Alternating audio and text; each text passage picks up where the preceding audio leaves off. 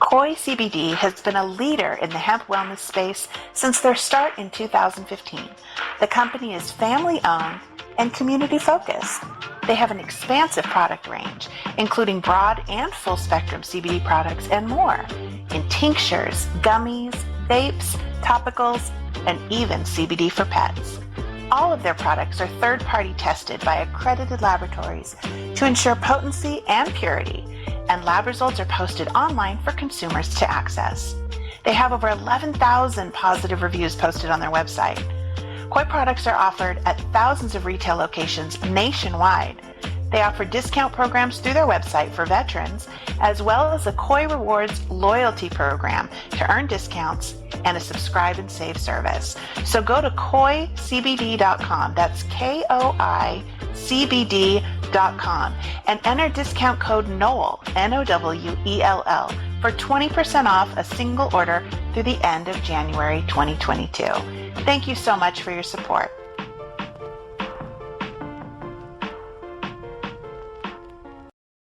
Hey guys, this is Raul from The Expendables, and you are listening to the Bradley's House podcast. Nothing is impossible, but certain things are highly improbable. Don't think I'll meet your kind again, not in this lifetime.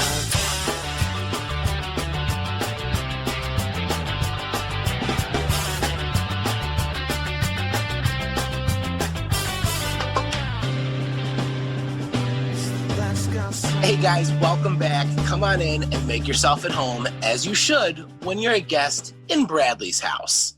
I'm your co-host, Jarett Orr. She is the executive director of the Knoll Family Foundation, our fearless leader and host, Ms. Kellie Knoll. Kellie, how you doing tonight? I'm doing fantastic, Jarett. How are you doing? Happier than a puppy with two Peters. Oh my God, I am that's super. not a thing. You totally just made that up. I've never heard that before. Well, that's how I'm feeling. I'm excited anytime we get a chance to record another episode of Bradley's House. And you always set up all of these amazing guests for us. And I'm truly blessed. I'm lucky to be able to be, I say all the time, I'm just the first fan. I'm the first listener. So to get to be able to hang out on some of these podcasts with these guests that you have set up. And today is no exception. Kellie, who's our house guest? Today, I'm super excited that we were able to make this happen. We've been trying a couple times. He's very busy, and rightfully so. So we're super stoked that he took the time with us today. We have the lead vocalist for Arizona skate punk band Authority Zero, Jason DeVore, with us. Jason, thank you so much for being on the show. Hi, Kellie, Jarett, and Anna. Thank you very much for having me, and thank you for your patience with the running around. Oh my gosh, no problem. We totally understand. I mean, that's the whole point. You want to be busy in this industry, especially at this time of year, you know, after all the COVID stuff and all that. So hopefully things will start getting back on track soon. Absolutely. I can't wait. Things are slowly picking up, it seems, a little bit here and there, and I just look forward to more of that happening. So a fun side note here, as Kellie gave us the lineup of who the guests were going to be, and your name popped up, and obviously we had to reschedule. So this was weeks ago.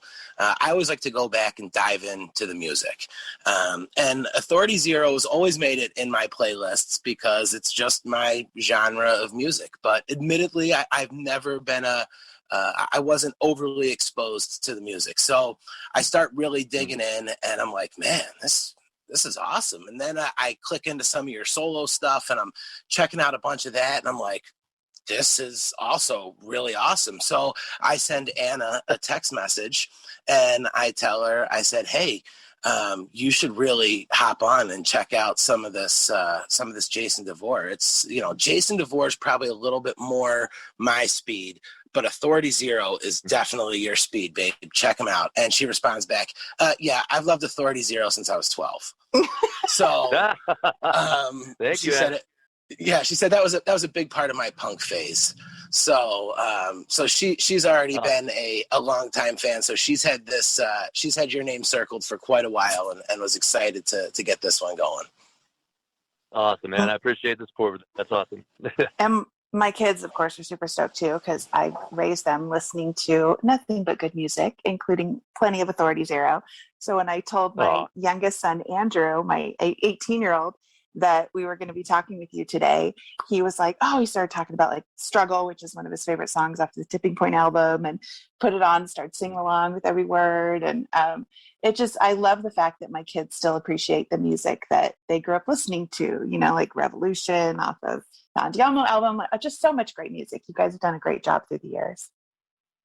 I appreciate that. Thanks a lot. It's been a heck of a journey. It's been a lot of fun, and I'm just excited we're still here doing it, and, you know, still out there kind of pushing away and writing stuff that we feel is still relevant without sounding like we're on repeat, I guess. You know? That's one of the absolutely difficult sometimes. I would imagine. So you guys have been around since the mid-90s, right? Yeah, we started back in 1994. I was 14 years old, and I didn't live in Arizona at the time. My dad lived there. And I was born in Arizona, but then my folks separated and moved to Wyoming, of all places. So I don't know why they went to Wyoming, but wow. We ended up transplanted there or whatever. And that's actually where I started finding punk rock and whatever else too, because I had friends that also had that I'd met there that had moved from like bigger cities at that time, like Ogden, Utah, and Reno, Nevada, and stuff like that. And we had like a small skate crew of like 5 of us, and the rest was like just a town full of cowboys that we'd always get in trouble with, you know, and it'd always be like this run around town chasing each other, you know, with the big trucks, and we had like a little buddy's Mustang, and it was always a big disaster and a lot of fun. But with that came, we started our first little band there in town and got introduced to a lot of the punk rock bands. And my dad, like I said, lived in Arizona still, so I'd go visit him for the summer times. And I met a kid in the complex he lived in one day. It was my next door neighbor, and he had friends that were in guitar class at the school he went to, and I met all them, and we just started skateboarding and just writing music acoustic. And one day I wrote lyrics and a melody to one of the songs that the guitar player Bill Marks had put together, and it was pretty quick the way it came. And he's like, that was pretty cool. He's like, you want to be a singer and start a band? And I was like, yeah, sure, whatever, you know, no big deal. I was born to skateboarding, then I wasn't the idea of being in a band or anything like that. But we started Authority Zero that summer, and that was the summer of '94. And I ended up moving there finally about '96, and we started playing shows at coffee houses, house parties, and relentlessly, you know, like almost every night if we could. And the rest has brought me to where we are. That is so young, 14. I mean, that's crazy. Not to necessarily be in a band or playing music, but to still be in the same band is really remarkable. Yeah, that's some staying power. Yeah, I'm 42 now. I just had my 42nd birthday, and it's kind of weird to look back and think that I was 14 when this whole thing began. This roller coaster of a life. I don't remember how old Brad was when he had his first band, but, you know, probably around that age. But there were quite a few bands that he went through before, you know, ending up with Bud and Eric. And so, yeah, that's really impressive. I feel pretty horrible that he just had to clear that up, because as he was telling the story, and admittedly, it's been a long weekend with my kids already, I was like, man, he was 14 in '94. I wonder how old he is now. It's got to be at least 60. Man, a little kid looked at me at my son's football practice the other day. We didn't have any interaction. I've never seen this kid in my life. I was standing on the sideline talking to my son. The kid looks up at me. I look at him. We make eye contact. He goes, "Are you 45? Oh my God. And I went, right there. And I went, sure. You and have he goes, to share how old you are for people to appreciate how irritating that question would be. I'm 38. I'm 38 now. And see, I would love for someone to ask me if I was 45. So I said, yeah. I said, yeah, sure. And he goes, I'm correct. And I went, no, but that's, you know, whatever. It's close enough. So thanks for clearing up. Yeah.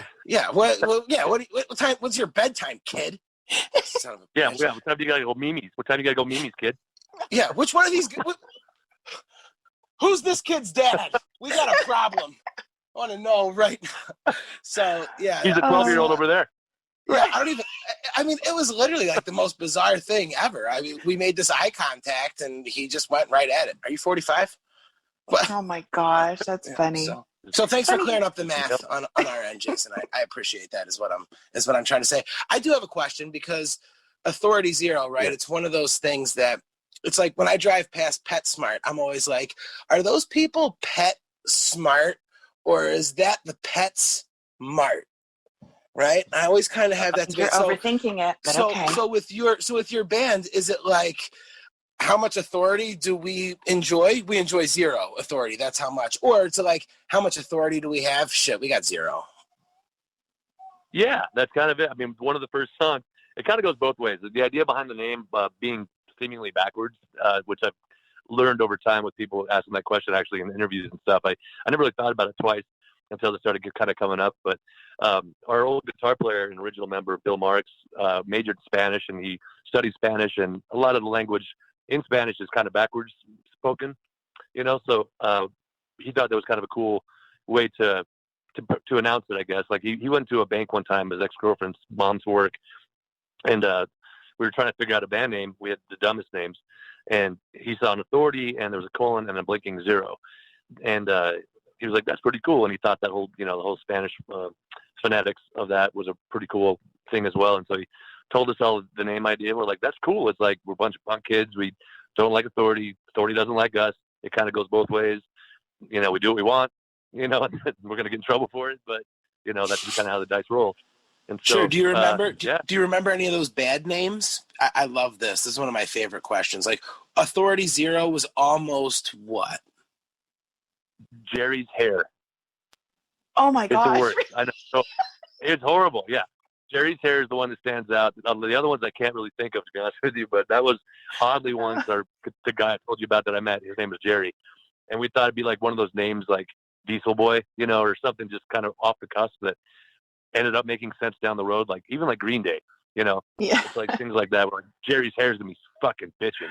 Or, you know, it's Man, that name people won't forget. tits. Yeah. I feel Yeah. like you went the right direction with Authority Zero for sure. We made a better choice. Yeah, We made a better you choice. did. You did. So you mentioned that he was taking Spanish in school. So is that where you get that like Spanish influence in a lot of your music? Yes, a lot of that came from Bill. Really, he incorporated a lot of the Spanish lyrics into the sounds, you know, and also like a lot of the flamenco guitar and things of that nature. And also just being from Arizona and being so close to the Mexico border, we'd always go to Mexico because we were underage, you know, we wanted to go party and we wanted to just have fun and, you know, do that. We were at our age. And so we started booking shows down in Mexico. Some of our actual first, you know, actual tour kind of touring shows were down in Mexico at Rocky Point. And he would work out a deal with the people down there, like Playa Penasca or something like that. And they pretty much gave us free room and board and 3 meals a day for playing 3 sets. Yeah. So he worked out a pretty good spoken deal there with that. And we just had to play 3 times a day, which got kind of difficult because we were, you know, drinking tequila a lot. And, you know, so by set number 2 or 3, by the end of the day, I'm like hanging from the rafters, falling on my drummer's head, you know, set head first and cracking my head open. I had to like tie my hair shut over a wound one time to continue the show. Oh my gosh. How very punk rock of you, Jason. You know, that's as far as I go though, you know. And you guys also it was cool. You did an amazing cover of Mexican radio, speaking of Mexico, on the Andiamo album. Loved that cover. Yeah, I'm not trying to be too talkative, but I mean, that's kind of fun. It ties into this whole program as well as we recorded that at Miguel's house. Did you which really? is, I guess, Bradley's old house. Yeah. So, yeah, the label would talk about doing Mexican radio, and I was like the guy that didn't want to do a cover song. You know, I was like the one guy in the group that really was like, I wanted us to be known for our music and not for a cover song. And they were really pushing it for like a single kind of deal. And I was like, I don't know, guys. I'm like, yeah. And so we recorded it a couple times in the natural key, and it just wasn't coming off very intense at all, you know. And we changed the beat up a bit on it, and then kind of scrapped it for a minute. And then Miguel called me up one day, and he's like, hey man, what's up, bro? I was like, hey, what's happening, dude? And he's like, hey, I want to give this Mexican radio thing one more shot. I want to fly you out here to Long Beach and record the vocals at my place and just kind of play with it, just kind of have some fun, drink some beers, and just kind of see what happens with it. And I was like, dude, that'd be cool. I mean, I'd love to just come out and hang there anyways and, you know, get out of town and kick it around. And so flew out there, and him and I just hung out, and I recorded all the vocals in the bathroom upstairs in the studio area by the patio and stuff. Yeah, I did all the vocals in that bathroom, and it was nostalgic. It was cool. It was just a cool experience to be there, you know, being in that environment with Bradley and all that stuff, you know, in the house, and just a part of the whole entity of it all, you know. It was just really cool, especially at that time frame in my age, and just the influence, you know. It just was really nostalgic and very, very cool, and just had a lot of fun. And I ended up enjoying it and really appreciating that song, the way it came out in the end, for the way it got put together, I guess, rather than just slapping it together in a studio. That's awesome. That is such a great story. I don't know how I never knew that. That's really cool. Yeah, it was really And neat. on that same, now, do you think that's probably one of your biggest albums on Diamo? I know, like Revolution, that was a big song for you guys, right? Yeah, I think that one to date. I mean, I think the first one, Passage in Time, because that was our first single, came out on that. It was called One More Was that Minute. One It was More like a Minute? reggae rock Yeah. song. Yeah. So that one got a lot of love, and that's the one I hear a lot of people talk about. And Andiamo is definitely the second one I hear a lot of the kids talk about as far as it being one of their favorite albums that we've done so far. Yeah, we listened to a lot of that when my kids were growing up. But then when The Tipping Point came out, of course, that became the new favorite as well. We listened to a lot of your music in my house. And you guys just came out with a new album, right? Just a few months ago. Ollie Ollie Oxen Free. We did, yeah. Ollie Ollie Oxen Free, yeah. We had time to write this one, which is kind of cool because the one prior was called Broadcasting to the Nations, and we had a bit of time to write that one. No, I'm sorry, the one before, was that before that one? I think it was before that one. We did Persona non grata, and it was written really quick. No, I'm sorry, Broadcasting came out first, and then Persona non grata, I believe. And we were trying to follow up Broadcasting quickly with another album to keep the momentum going, you know? Mm-hmm. And it was one of those kind of like digging for things to write about, but it became more of because of that, it became more of a personal album. I've always kind of written lyrically more of like let's let everybody think for themselves. It'll sound political or it'll sound a certain way or whatever lyrically, but it's really open-minded and open-ended for people to kind of take it as a political kind of song or even an individual kind of inner looking kind of song, like Right. Revolution was really about looking inside yourself and trying to, if there's something around you that you're not happy with, whatever it may be in your own life, whether it be addiction or whether it be relationship or whether it be just, you know, society, politics, anything that you're really not happy with in your life, to make that change. And it's up to you to start that whole movement yourself, even within yourself. And so that one, Persona, ended up being just a very direct, personal, here's laying it on the table how I feel right now kind of album, you know. So with Ollie Ollie Oxen Free, we had the whole year of, you know, canceled tours, obviously. And so we had really a lot of time to sit down and write everything and like think it through and get more creative with parts and lyrics and just content, I guess, as a whole with what was going on in the world. Yeah. Do you do most of the lyric writing? I do all of it, yeah, except for the Spanish stuff. Yeah, for obvious reasons. That's where I gotta kind of pull that off live sometimes a little bit somehow. So Struggle is kind of that similar theme to Revolution of just, you know, finding that strength inside you and overcoming and all that. Where did that come from? Absolutely. Yeah, I mean, a lot of the songs, I've always said this to kids as well that have asked me what songs are about and what this song's about. A lot of the songs are really inner reflection. It's like a lot of just talking to myself, you know. I've also had my share of ups and downs and addiction things with alcohol and things. So, you know, it comes with the territory sometimes. Obviously, Sure. Most band members know it's like you get a free case of beer and a bottle of whiskey every show you play. Yeah. And, you know, 27 years later, you've been doing that for 27 years later. And so Yeah. you're bound to have some situations throughout that journey that Absolutely. are not your brightest shining moments. Songs like Find Your Way off of Andiamo, I remember that I was in Norfolk, Virginia, just, you know, out of my mind, drunk after a show, and I was like climbing the walls outside of buildings and falling in the gutters. And I wrote that song the next day, Find Your Way, talking basically to myself, like, you know, songs like Get It Right, one day I'll get it right, kind of things like that. You know, it's a lot of inner reflection, I guess, is the best I could say, in my own personal things I see going on around me and just kind of absorbing them. Well, I think that's the sign of good songwriting, when you're writing things that are personal, but that also relate to other people so much. You know, I thought it was, of all the songs that I've exposed my kids to of Authorities Zero. Now, obviously, you know, they've picked up their own favorites too, but I thought it was interesting that when I mentioned you, my youngest son brought up Struggle right away, you know, and what an impactful song. And he's had quite a few struggles as well. And so it was something that he could really relate to and really, really feel the lyrics, you know, not just hear them, but feel them. And I hear people say that a lot about Brad's lyrics as well. And I think that's why they've, you know, Sublime's music has endured. And I see the same thing with Authority Zero. I think that's why you guys have endured, because people can relate, you know, not just musically, but also on a very intimate level with the things you write about. That's awesome. Thank you so much. Yeah. The struggle really was like a lot about just for your son's benefit. From where I was coming from with that was the band was going through some hard times. It's been, you know, ups and downs, obviously, with members coming and going because of getting older and stuff, and just, you know, people change, and that kind of happens, you know. And that was a really hard time talking to myself. I was like, it's like you've got the strength, you've got the drive, and yes, you're steering it all. You've got the vision, got the mindset, yes, above and beyond. But can you take it? You know, can you keep on taking these beatings and just keep on forging forward this dream and this love of what you've developed and this family you've built, I guess, really around the world with your fans and your friends you've built along the way.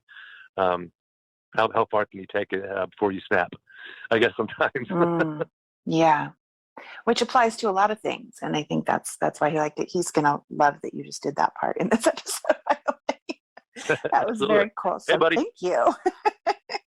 You just got me big time mom points. So thanks for that. So you guys did April 29th, 1992 on the House That Bradley Built album. Thank you for doing that, by the way. Thanks for letting me. Yeah, that was cool. That was a lot of fun. Loved having you be a part of that. Did you guys choose the song, or did someone suggest it for you? I chose the song. Obviously, there were a lot of bands that, you know, there was a lot of good songs, a lot of great songs, and a lot of good bands that jumped on it right away. And so there were a few songs left to actually record and to choose from. But that was like, I've always just loved that song. I love how there's really no chorus. It's just like a great story. You know, it's just a story. It's like, you know, No Effects even writes like that a lot sometimes. Just a nice long story. We have a song called Super Bitch that's just this journey of like this beautiful relationship you have, and by the end you're just like, this is insane, you know. But there's no chorus, but it's a great story. So, you know, I just really enjoyed it. Yeah, I did like the drums were they were, you know, MIDI drums kind of thing, like trying to keep it really kind of a weird kind of driving, odd kind of beat, almost like militant sounding. Yeah, and just laid down a bunch of instruments, you know, just did it. Me and my buddy Derek Seidensticker back home, he does a ska punk show, and he has a small studio, and I hit him up. I was like, hey man, I got this thing, it's gonna be really cool, would you mind recording me on it real quick? And so went to Guitar Center, bought like 10 different instruments of percussion and all sorts of stuff, and like played them all that day, and then took them back to Guitar Center that same day. But yes, that's the move right there. Yeah, I had a bro that worked there in the drums department, so it kind of worked out better. I'll tell you, when the album came out and I saw that April 29th was on there, and I'm going through each songs as I was getting ready to play April 29th. Now, as a diehard Sublime fan, I hold the catalog very close. And as the song was loading, I thought to myself, if they don't say April 29th, if they say April 26th, I'm out. I'm not going to listen to the rest of the song. Honest to God, that's what. Because at that point, right? Like you're not doing a song. You're just singing it exactly the way that Brad sang it, and you're singing the mistake that he sang. That they said, "Fuck it, it was perfect. We're not going to ask him to redo it, and we'll just make all the fans scratch their heads forever." So, honest to God, I can't tell you how much I appreciate that you actually sang April 29th to start the song off, and that is really what made it for me. It was like this huge weight was lifted off of me when I heard that. I could just sit back and enjoy the rest of the song. You're just like scratching your neck, like, don't do it. Don't do it. I swear to God, I was like, I really hope he doesn't say 26th. Because so right. So I know it's one of those weird Sublime things. I don't know what to say. Like I'm sure there's nobody else in the world that's ever thought that or felt that way. But that was like one of the things that I thought to myself. I was like, you know, I hope they make this song their song. I hope they do, and not, you know, just, and then you did, and it was awesome, and I love the whole thing. So, but I had to throw that in. How much I appreciate that you went with it the right way, as far as I'm concerned. I appreciate that too. Yeah, I knew that was a big thing that was going around. I'd heard about too, and I was like, wait a sec, I'm gonna do some research real quick here just to make sure I don't blow it. You know what I mean? Like I don't want to totally mess the track up completely. You know, so I'm glad it worked out. Very happy. That was great. Now you guys were on the Warped Tour, right? We've been on the Warped Tour a few times. Yeah, it's been a while, but yeah, I think our last Warped Tour was 2009 or something, or 10 even. Awesome. Maybe. Yeah, we had Kevin Lyman on the show, and it was fun hearing all the Oh, different stories and stuff. How was that experience for you guys? Oh, it was amazing. I mean, it was just far beyond. It was like, obviously, like young punk rock camp, for all of us, and all your buddies Right. are there every day. The hardest part is obviously, we're in a van and trailer, so we were a lot of people had buses, so they drive overnight to the next place, and we'd do the same, but we were just worn out, and just trying to get there just in the nick of time, because you had to be there like 6 a.m. to go pick your spot for merch, and you wanted to get a good spot, obviously, especially as a new band Right. on the scene, and you want to stand out. So we'd get there early and be exhausted, but we'd all take turns like doing the merch and like taking naps, like in the van and stuff along the way till showtime. And plus, once you get there, you need to have your flyers ready to go around and post them up on the poles and wherever you can find to get people to go to your stage. So I would like actually get up there like 6 a.m. and like start climbing the biggest light pole, like climb to the top as far as I could, and just stick it up high and like get like neon posters with just our logo on it, just so people couldn't sticker over it. Nice. Good strategy. Really trying to stand out. Yeah. So it was great though. I mean, all around, just again seeing all your favorite bands every day, and like you could pick and choose the days you felt up to it or not, and because you were on there for a bit, you see them the next day too. But just the camaraderie of it all, like with all the bands, and like it was just fun. We'd do like little games in front of our tent to get people to come to our tent, and we'd play like this rope game to where if you fall off this brick, then you lose, and if you lost, if we lost, you got a free T-shirt kind of thing. Just things like that, to interesting and different. That's awesome. Yeah, I'm sure you gotta keep it fresh. Jason, one of the questions that I have that I often wonder this, and you're a perfect candidate for it since you're doing it and doing it so well. How difficult is it to kind of manage the differences between, being Jason DeVore, doing your own solo stuff, and then being a member of a band, and a band that you've been a member for, almost 30 years at this point?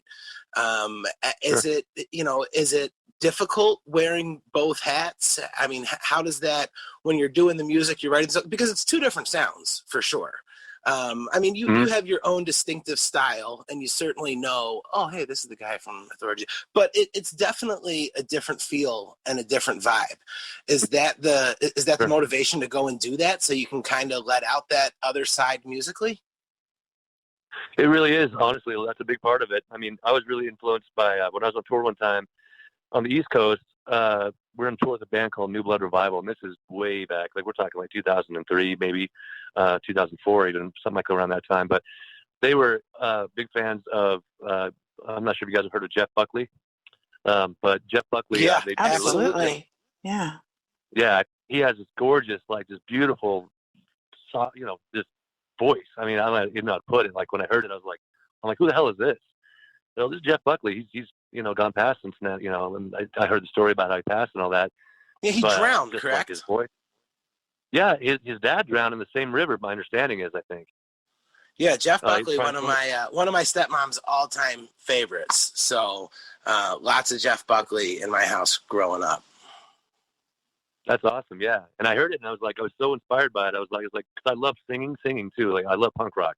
It's my heart and soul, But I really love using my voice to where it's like you're not just throwing it out consistently. It's like you can actually hit those different areas and those different emotions, and there's those different feels and vibes and just energy in general. It's like it's the yin to my yang of the two different elements, I guess. And it was really like another creative, fun outlet to tap into.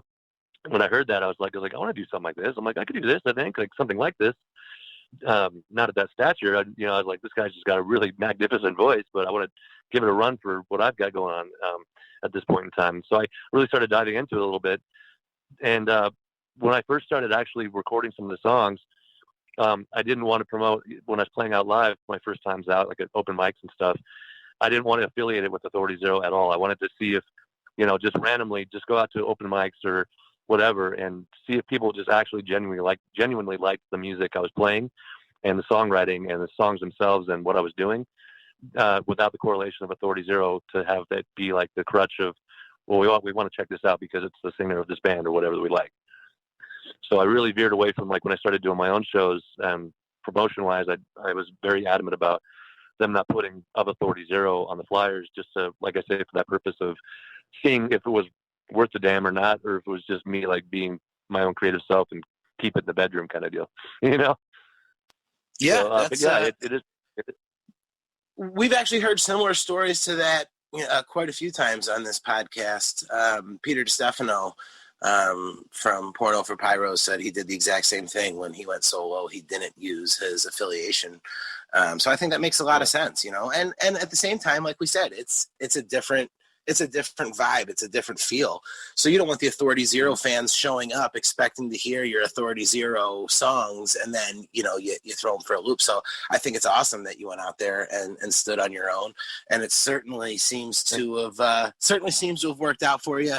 And I will tell you that, diving into your collection and listening to a lot of your solo stuff, Hold Me Down has hit my playlist quite a bit in the last few weeks here. It's a song that's, I don't know. It's an awesome tune, and it's something that's gotten a lot of play.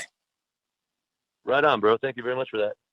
No, absolutely. So I got to ask you now, obviously you're a Sublime fan. You talked about it. You appeared on the album.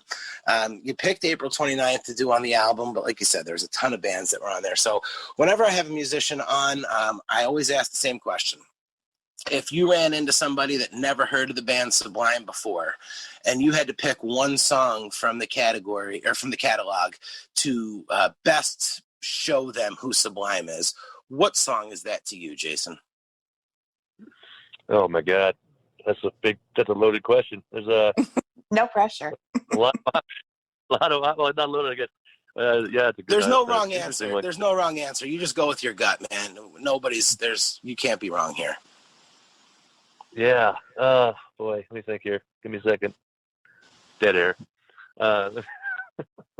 No, trust me. A lot of people have taken a lot of time on this question, man. I can assure you. Yeah, I think the Don't Push, maybe. Ooh, great choice. Yeah, I think something with just combination of all the sounds, because they're so broad that, that's obviously influenced on our group as well. It's like just, it's never the same song, so it's like always, it's difficult to say, because I would definitely recommend something that has all the elements in it. That way you can get an overall perspective of like what that you're looking into getting into. But I think Don't Push. I'll probably say Don't Push. Yeah. Don't Push is a great answer. I always laugh, Jason, because I ask all the musicians this question, and they all really struggle, and they're like, "Oh man, I don't know what's it." And I'm just thinking to myself, like, well, they're my favorite band of all time, and Brad was Kellie's brother. So no matter what song you say, we're not going to go, "Oh, what the fuck? Yeah. Are you serious, dude? That one?" Yeah. I know. I would almost say Date Rape. I know Bradley. My understanding is Bradley wasn't a big fan of it. I guess he was when he wrote it, though. He was super proud of it when he wrote it. He just got tired of playing it all the time. I think that the legend goes right. The legend goes with that was that he wanted people to listen to the entire catalog of the music. He didn't want to be a one-hit wonder or stuck to that. Sure. I told you, Kellie, the story. They were doing a radio appearance, and basically the whole radio appearance was because Date Rape was getting so much airplay, and the DJ came back from commercial, and he goes, all right, we're here with Long Beach, California's very own Sublime playing their hit Date Rape. And Brad turned around and looked at Bud and Eric and went, Early Man. And they boom, and they busted into. So I think he loved all of his songs, but I just think he hated the fact that Date Rape was the only song that was getting so much continuous play. Yeah, no, I understand that completely, man. I can definitely relate with that as well. I mean, that makes complete sense. And Early Man's great too. That's a great cover front to back with all the elements there also. I mean, so again, there's so many that I would recommend that I'd be like, here's 3, choose wisely. Yeah. Yeah. Right. Yeah, there's no wrong answer. I get asked a lot, what's your favorite Sublime song? And I certainly could never pick a favorite, but if I had to pick like my top 5, Don't Push would definitely be in there for sure. Probably top 3. That's a great song. So excellent choice. Even though there's no right answer, you totally picked the right answer. I always Right. Yeah, I always give a smart-ass response whenever anybody asks, and that's why I thought it was so funny when Jacob came on and hung out with us for a little bit, and I asked him his favorite Sublime song, and he immediately said, Amber is the color of your energy. So That was because, you know, a lot of times in the Sublime groups, people will be like, hey, roll call, what's your favorite Sublime song? And I'm always like, what's my age again? And people are, you know, and then I'll have 25 people just start crushing me in the comments. Are you kidding me? So, exactly. That's awesome. Tell us a little bit about how Le Tour DeVore got started. Oh man, that was fun. My brother-in-law, my wife's brother, my wife's brother-in-law, which makes him now mine, obviously. He has been playing acoustic out in Indiana for quite a long time, and he was kind of starting out back when we first, you know, wife and I got married, and he was super fresh in a lot of it, you know, just playing acoustic and doing his thing. And we just, whenever I go out there to visit for family vacations with him, we'd sit around the campfire and just start jamming together and showing each other new songs, you know, with the family sitting around the campfire and drinking beers and stuff. And he just kept on developing and getting better and better. And he got an offer from a label to do something, to sign to him, but I hadn't heard of him or anything like that, which makes no here nor there. But they wanted him to do a lot of stuff that he was not really interested in doing, you know, like labels tend to do sometimes.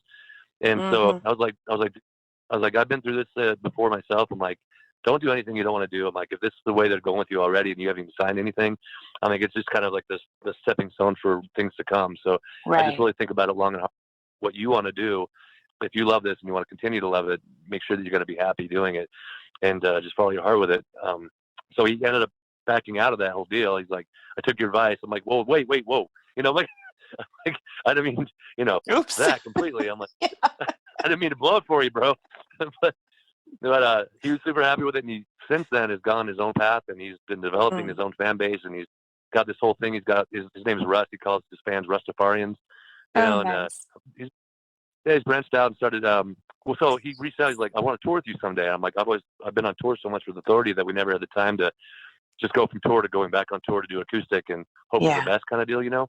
Yeah. And so I was, we really got to try and find a time when we have maybe a couple months off from Authority touring, so I can, you know, see my wife and spend time at home as well before I take off again.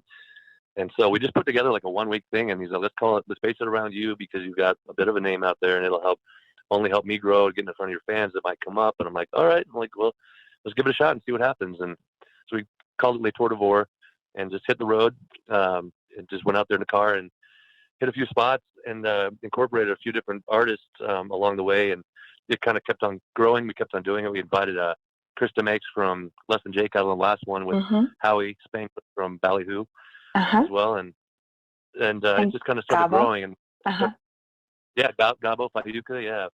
Got him involved too. That was a fun one. That was like all the it was just fun. Yeah, I think that's the last time I saw you in Hermosa Beach at St. Rock. And it was for Le Tour DeVore. And it was just so much fun. Big fan of acoustic, and I love seeing artists that are part of a band, you know, kind of pull back from that and just sort of do their own thing on stage by themselves. And it's such an intimate moment. And it was just before, I want to say it was just a couple months before everything shut down, right? I think. Yeah. It wasn't too far. January. Yeah. Yeah, but it was a nice, just such a great memory. You know, sitting there watching you on stage, about Howie on one side and Gabo on the other, who are both good friends of mine, and we're just all sitting there watching you, and it was just, it felt very surreal to me. You know, just kind of like, wow, these are all these people that I listen to, and you know, music that I've been enjoying for so long, and to have you all in one place was really cool. I always joke that, you know, I would much rather stay home. I'm really much more of a homebody, but I love music. And so I have to go out and see it because I can't get you all to come to my house to play. So, but for me, it was just like you probably sitting. Could, actually. I tell her that all the time. She says that all the time. She's like, well, I have to go because they won't come play at my house. And I'm like, well, you didn't fucking ask. And I bet if you did, they would. My point is. All of us grew up playing house parties, so we'd just be back home, you know what I mean? Right, that's true. But my point is, here I was in this, you know, intimate venue. I loved St. Rock, and just to have all of you guys there, that was the closest I think that I've ever felt like I've come to having my own private show. So it was a really fun night, really, really standout night for me, and to have it be something that happened so soon before the shutdown, you know, it has left a big impression. So I loved it. And I hope that you have plans to do more of that, because that was really, really special stuff. That's cool, Kelly. Thank you very much. Yeah, we do plan to now that things are kind of breaking open a little more, and he's out touring doing acoustic stuff, and we're starting to I'm dipping my toe back in the water with more acoustic shows out around town and stuff like that too. Like I'm playing Prescott tonight here. I just drove up this afternoon.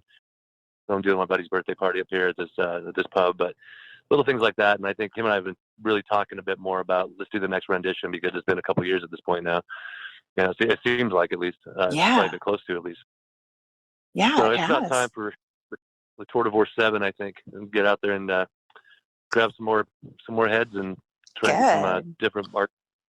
Good. These well, are I look forward to it. Yeah, these are the crazy things about the time changes. He's like, I'm playing tonight, and I'm like, dude, it's 6:45. You probably might want to get on stage. Yeah, you got to blow it right now. Yeah, we're blowing the magic. But for those who don't know, and Jason, I'm not sure if we even told you. So, of course, I'm in Southern California. Jarett is in Buffalo, New York. Our audio engineer, our producer, Anna, is in Canada. And so, yeah, we're all over the place. We're all in different time zones. So what you can do nowadays. Yeah, right? The magic of technology. Yeah. I love it. Well, I think it's so great that you do those acoustic shows. I have a good friend, Adam, in Phoenix, who comes to your shows a lot, and he's always like, yeah, I'm going to see Jason do an acoustic show. And I'm like, all we ever get is Authority Zero, which is great. I'm super not complaining, but to have a chance to hear you do an acoustic show, I know you do quite a bit more of them in your area, but it was really cool for me to have it out here. So I hope you do more of that stuff. Absolutely. It's been a while since in California too, so I have to try and branch that direction. The next one up here that we put together. Good. Well, I will be there for sure. Maybe Miguel updated the shitter, and you guys can rock out another hit. Yeah, right. Updated the shitter. Updated the shitter. Well, I'm just saying about that for a second. You could do a whole live from the shitter album. Live from the shitter. You got to get here, man. Things have been good. I got a bidet now. I'm telling you. You don't even know how funny that is. Hits. No, dude, for real, you don't understand how funny that actually is with the band, because there's a big joke in our band like for years now. It's like I get the nervous like before show, like you got to go things, Yeah. It's like the nerves start up. It's like right when it's showtime, right when it's stage time, like we've done the huddle, we've done the go team thing, the pregame, whatever. And then I'm like, hey, wait a second. I got a thing. I'll be right back. They're like, dude, we're going on stage right now. I'm like, no, we're not going anywhere. And it's like the big thing is in quotes, where's Jason? And everybody starts cracking up because everybody knows it. So live from the shitter would be I'm telling amazing. You right now, you're so lucky I'm not in the band, because the second you turned around, I'd be like, all right, guys, let's go. We're going to start playing, and I'm going to let everyone know that Jason's shitting. And as soon as he's done, the concert will be able to begin, and we'll just sit there and play. We'll play an instrumental until he's done, and then we can go. Let's just say moments like that have happened like during a show, and in good faith would tell my guitarist, I'm like, yo, I got to go do a thing. It's like a sold out show, and I'm like, I'd like last song, dude, and we do the song, and I'd run off stage. Luckily, the bathroom was right there. Okay, just tour life again. You don't eat the best stuff, And so I was using the restroom, and I hear Bill. He's all, yeah, Jason had to go take a shit real quick, so he'll be back in a second. Yes, there it is. That's perfect. Well, yeah, in the microphone.